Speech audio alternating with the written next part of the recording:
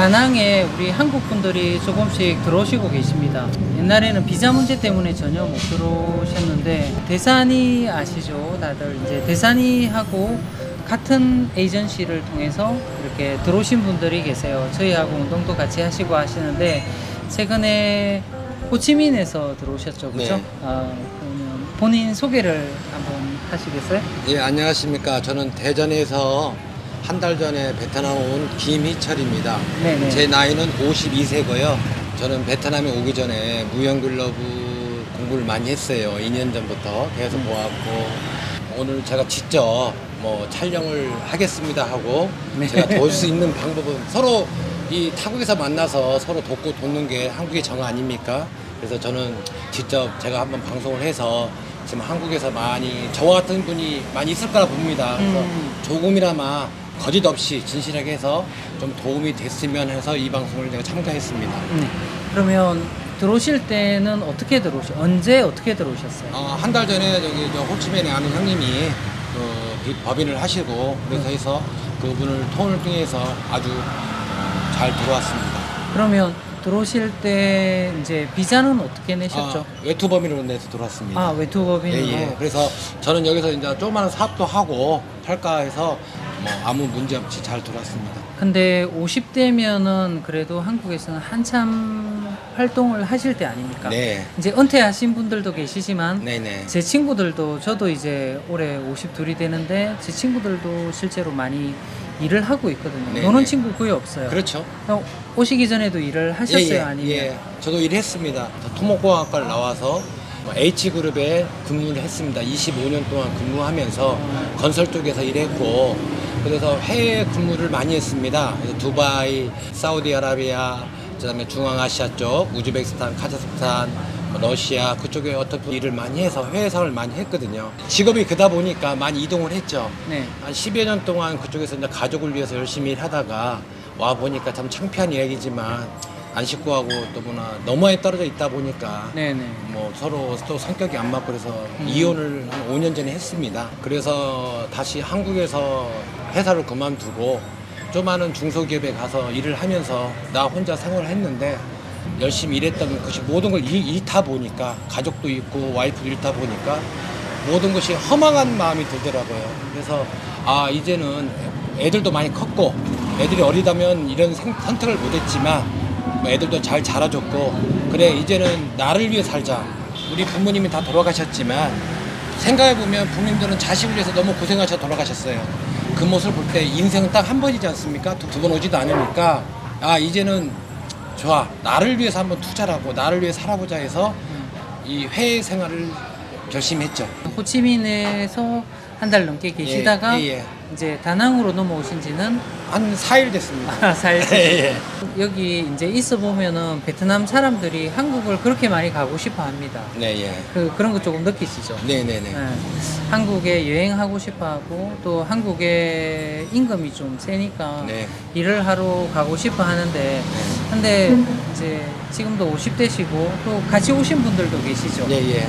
혼자 오신 게 아니시더라고요. 예. 보니까 이제 남자분들 같이 몇 명이서 같이 오셨더라고요. 네. 왜 이제 한국이 객관적으로 보게 되면 훨씬 더 살기도 좋고 네. 인프라도 잘 돼 있고 네. 한데 왜 한국의 남성분들이 5, 60대 오신 분들뿐만이 아니라 저희 많은 구독자분들이 좀 한국을 떠나서 다른 나라에 살고 싶어 하시는 분이 제법 계시더라고요. 네. 그 이유가 뭐인 것 같아요? 개인적으로 다 다르겠지만. 네, 개인적으로 다르고 저 같은 경우는 있는 그대로 말씀을 드리면 저는 이제 30살 때부터 해외 근무를 많이 했어요.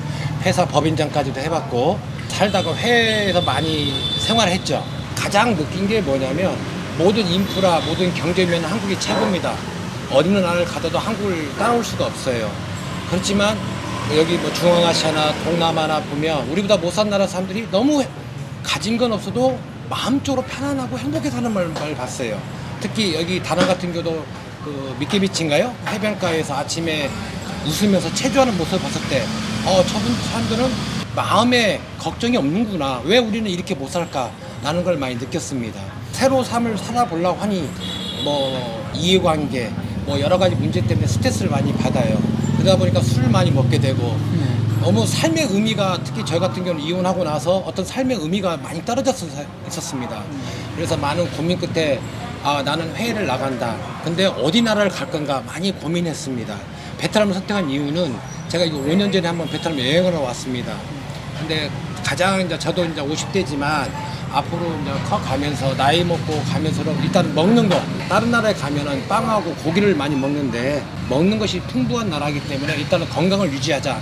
그래서 베트남을 맨 먼저 생각했고 그 다음에 여기 와서 모든 걱정을 다 버리고 제가 선택한 길이 옳은 길인지 아닌지는 나중에 이제 판단이 되겠죠. 하지만 이제는 선택의 길을 가자 해서 제가 이 길을 선택했습니다. 그러면 한국에서 이제 스트레스를 많이 받는다고 하셨잖아요. 어떤 부분이 크게 스트레스가 되던가요? 경제적인 면하고 내 삶의 여유를 생각을 했습니다.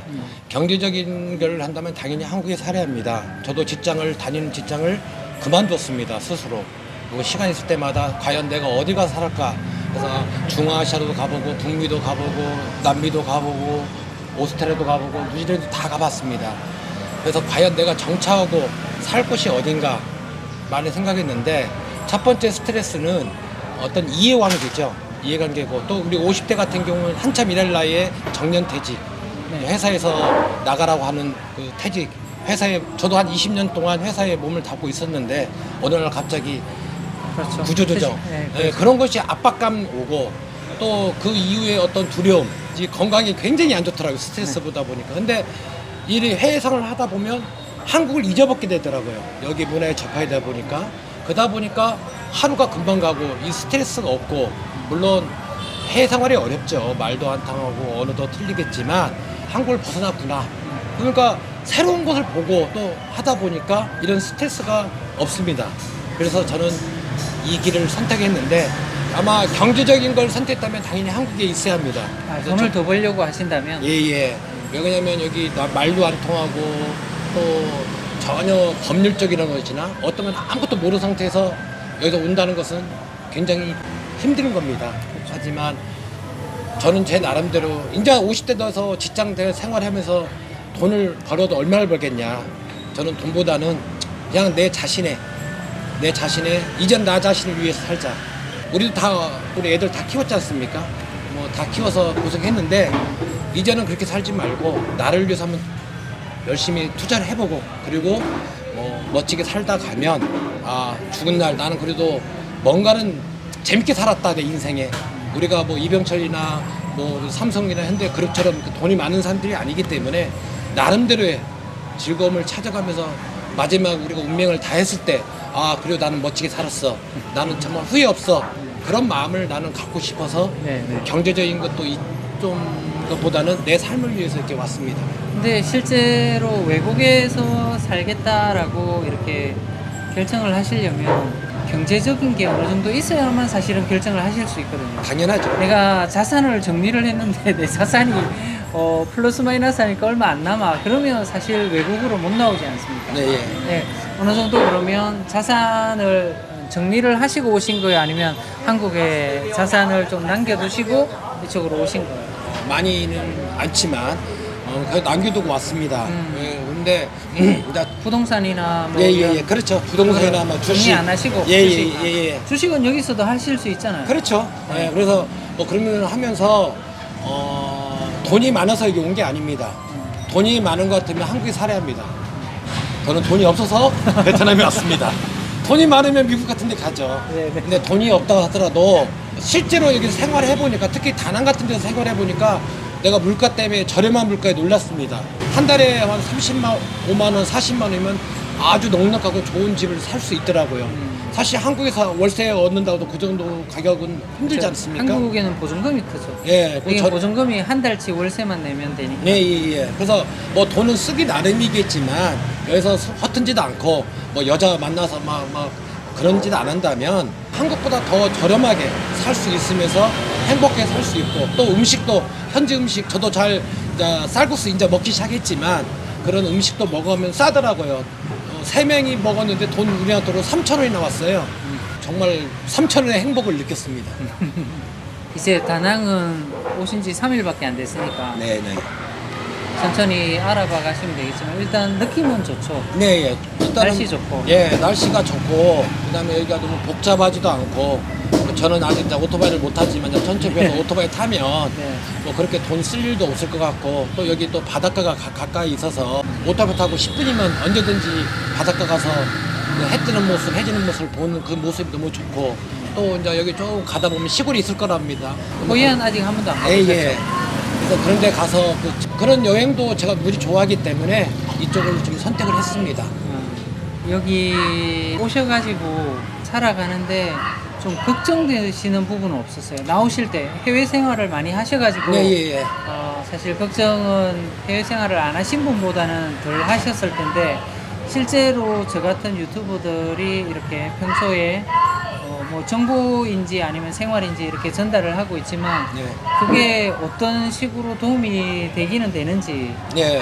뭐 사실 하는 저로서는 감 잡는 데는 도움이 된다고 생각해도 크게 도움이 될 거라는 생각을 안 하거든요. 아니, 저는 큰 도움 됐습니다. 그래서 제가 자원에서 우리 무용글로브 씨를 만나서 많은 도움을 받았고 또 제가 해줄 수 있는 일이란 것은 이런 진실한 얘기를 해서 한국에 또 많은 사람들이 저는 보고 또 결정을 하는데 두려움이 없었으면 하는 생각에서 왔고 특히 요즘에는 베트남에 관심 있을까 베트남 유튜브를 볼 것이고 네. 만약에 우즈베키스탄을 관심 있어 우즈베키스탄 유튜브를 볼 것입니다.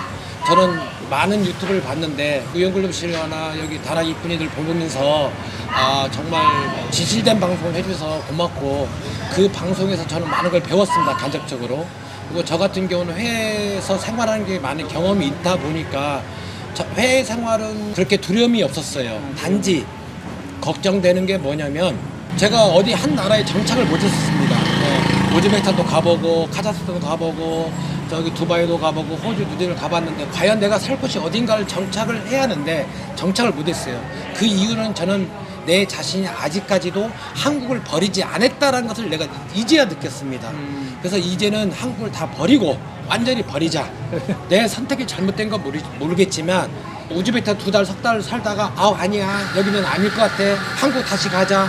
또 한국에서 한 6개월, 7개월 또 스트레스 받아. 어느 나라 갈까? 그걸 반복적으로 한 1년, 2년을 했어요. 이 코로나 시기 때도. 근데 그 원인은 미련이 있었던 거였습니다. 제가. 그래서 제 스스로 돈이 있어서 온 게 아니고 그 미련을 다 버리고 자 가자. 내 인생에 한번 도전을 해보자. 그 대신에 뭐 여기 형님들도 뭐 나이 드셔서 오셨는데 난 아직 젊다. 젊었을 때 더 가서 더 건강할 때 더 빨리 움직여서 기반도 잡고 그래서 저는 모든 걸 포기하고 빠른 시기에 가자. 그래서 저는 선택을 했습니다. 그럼 여기 정착하실 생각도 있으시네요? 예, 뭐 정착하러 왔습니다.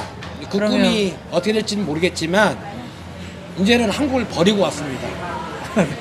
그러면 혹시 새로운 가정을 꾸밀 수 있다라고 하게 되면 그럴 생각도 있으시고? 뭐 한국 남자라면 다 뭐 동남아 가면 여자를 생각할 게죠. 네네. 근데 이제 저 같은 경우는 뭐 많은 해외 생활하고 특히 베트남의 여자들이 어떤 성격인지 다 알기 때문에 만나는 게 조심스럽습니다. 특히 뭐 한국 사람들이 오면 전부 다 인터넷 사이트 보고 뭐 이렇게 채팅해서 네. 만나는데 쉽게 만나요. 예, 저는 그런 만남을 쉽지 않고 그래서 저도 옛날에는 참 불나방이었습니다. 그래서 많은 여자를 만났지만 그런 만나면은 마음과 영혼이만 뺏기고 결국은 남는 게 없더라고요. 그래서 이번에는 그런 거 사이트 그런 거 하지 않고 생활하면서 물론 그 시간이 굉장히 오래 걸리겠죠. 남들은 한 달 걸릴 거 나는 1년 걸리겠다 생각하면서 물론 뭐 제가 운이 있으면 정말 좋은 여자를 만날 것이고 근데 운이 없어도 그 여자를 저는 버리고 그냥 내 자신의 생활을 하면서 좀 재밌게 살려고 왔습니다.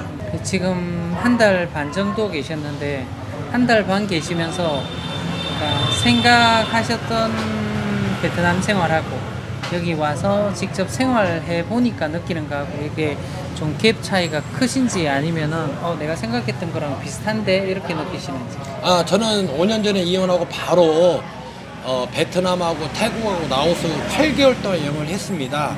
베트남에 대해서 어느 정도 알고 있었기 때문에 뭐 그렇게 두려움은 없었습니다. 겪어가면서 실수도 해가면서 겪어가면서 하다 보면 저의 인생에 제 선택이 잘못된 건지 어떤 건지 나중에 알겠지만 후회 없는 삶을 살고 싶어서 노력하고 있습니다. 그래서 혼자 베트남 말도 배우고 뭐 말도 못하지만 억지로 막 베트남 말도 해가면서 그렇게 살고 있습니다. 그러니까 제가 며칠 안 봤지만 저하고는 성격이 좀 달라서 잘 적응하실 것 같아요. 사실 아닙니다. 저는 베트남어를 좀 오랫동안 배웠는데도 말 안 하고 살아가는 편인데 그래도 조금 아시는 거를 표현하시고 이렇게 살고 또 실제로 여기 베트남에 와 보면 베트남 사람들하고 잘 지낼 것 같지만 사실 잘 안 되더라고요. 저는 그래서 한국 사람들이 필요해요. 근데 또 같이 오신 분들이 계시잖아요. 예, 예. 지금 같이 오신 분 몇 분 계시죠? 지금 뭐 4명 정도 됩니다. 상황이 비슷하신 분들끼리 여기 오셔가지고 그분들하고 이렇게 생활하시는 게 참 재밌게 보이세요. 우리 한국에서도 요즘 너무 어렵지 않습니까? 특히 50대, 60대. 저와 비슷한 사람들이 분명히 있을 거라고 생각합니다. 근데 어떤 두려움 때문에 한국을 떠나기도 쉽지 않고 뭐 여러 가지 있을 겁니다. 그래서 저는 과감하게 얘기합니다. 물론 제 선택이 잘못된 선택일지 모르겠지만 어느 정도 기반이 된다면 떠나십시오. 그래서 자기를 위해서 살아보십시오라고 저는 권고하고 싶고 제가 하고 싶은 게 뭐냐면 해외 나가면 한국 사람들이 나쁘다는 게 아니고 서로 의지하고 사는 그런 사람들도 있구나 그런 모습을 보여주고 싶고 또 제가 선택한 길이 뭐 잘못된 선택일지는 모르겠습니다. 그러면 얻어가는 것은 후회와 인생의 시간과 돈이겠죠. 하지만 그런 걸 저는 다 포기하고 제 인생에 정말 하루하루 살더라도 정말 재미있게 살고 또 여기에 와 보니까 모르는 언어, 모르는 문화 뭐 여러 가지 있는데 그걸 적응해가면서 즐겁게 살고 싶고 5년 동안 한국에서 웃음이 없어졌습니다. 내 스스로 뭐 이런 말 하지만 제 친구들도 내가 이런 말 하면 웃을 거예요. 이혼하고 나서 모든 걸 잊고 나서 자살까지 우울증이 오더라고요. 나도 모르게 내가 왜 이렇게 살아야지? 내가 왜 이렇게 살아야 할까? 나도 모르게 고민과 생각이 아무리 운동을 하고 뭘 해도 우울증이 오더라고요. 나 모르게. 아 이건 내가 원하는 삶이 아니다. 그러면서 혼자 눈물도 많이 흘렸고요. 그리고 부모님을 많이 생각했습니다. 우리 부모님들이 자식들 위해서 애지중지 키우면서 어느 정도 살 것 같으니까 돌아가셨어요. 저는 아버님, 어머님 그 모습을 보고 아 나도 이제 애들 다 컸어요. 저 애들도 23, 22인데 뭐 큰 애들한테는 미안하죠. 하지만 이제 컸으니까 또 우리 애들도 아빠 행복을 바라고 있고 또 잘 키워서 아 이제는 나를 위해 살자. 우리 딸도 아빠를 위해 사세요 하더라고요. 그래서 좋아 이제 나를 위해 투자하자. 뭐 여기 동남아에서 여자를 만나고 그런 게 아니고 나를 위해 투자하자. 투자하면서 하루를 살도 재밌게 살자. 웃음을 찾자. 그래서 오늘 왔습니다. 네. 사실 행복을 찾아서 여기에 오신 거잖아요. 조금 행복한 삶을 여기서는 조금 살아볼 수 있겠다라는 그런 희망이 이제 가지시는지. 모르겠습니다. 일단 뭐 도전을 해봐야죠. 아, 도전이다. 네, 일단 도전입니다. 이제는 이제 나이가 있어서 직장을 도전하기는 그렇고 네. 내가 뭐에 도전해볼까? 근데 한국에서 도전할 게 없더라고요. 그래서 해외를 나가서 베트남에 도전하자. 사장님은 지금 만약에 사장님과 비슷한 이유나 아니면 한국에서 사실 스트레스 받으면서 살아가시는 50대나 60대 분들에게 되도록이면 한 용기를 내서 떠나봐라 라고 하는 그런 생각을 가지고 계시네요. 네, 이게 뭐 가족이 있으면 떠나기 힘들죠. 근데 그렇죠, 저같이 네. 이제 뭐 두려움을 갖지 말고 정말 한번 도전해봐라. 실패해도 괜찮다.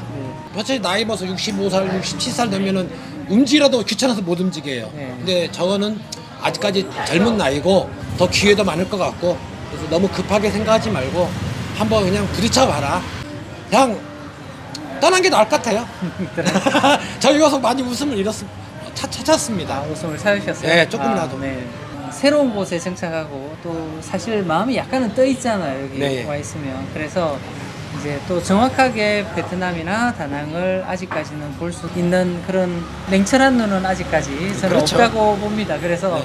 한 3개월 후에나 6개월 후에 여기 또 생활해 보시고 나서 그런 생활한 경험들을 또 우리 구독자분들이나 시청자분들을 위해서 한 번 더 얘기를 한번 해주세요. 물론입니다. 네네네. 알겠습니다. 오늘 이렇게 얼굴은 공개 안 하셨지만 그래도 이제 제 채널을 위해서 이렇게 인터뷰를 응해줘서 감사합니다. 감사합니다.